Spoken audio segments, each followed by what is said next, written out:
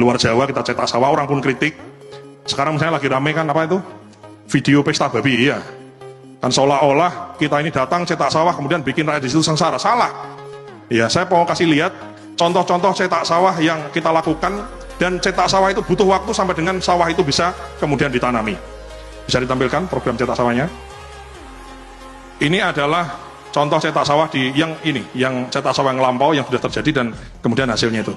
Ini cetak sawah lahan rawa ya di Kalimantan Tengah 51.000 hektar.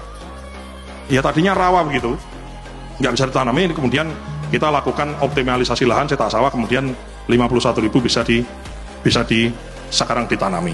Ini adalah contoh cetak sawah di Wanam di Papua Selatan. Jadi memang daerahnya daerah berawa, Pak Menteri.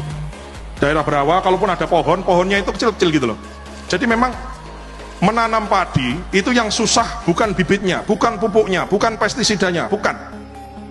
Nanam padi apapun yang susah itu bukan hanya lahannya, tapi lahan yang ada airnya.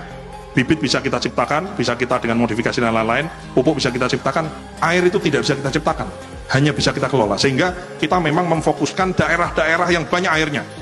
Ini contoh di Papua Selatan ya, di Kuri gitu ya, di Merauke, dulunya rawa.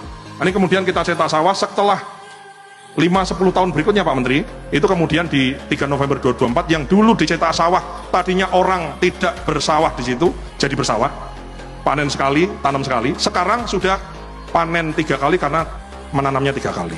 Jadi mohon maaf, dengan segala hormat, kita hormat sama semua kritik yang dialamatkan kepada pemerintah, khususnya kami di Kementerian Pertanian.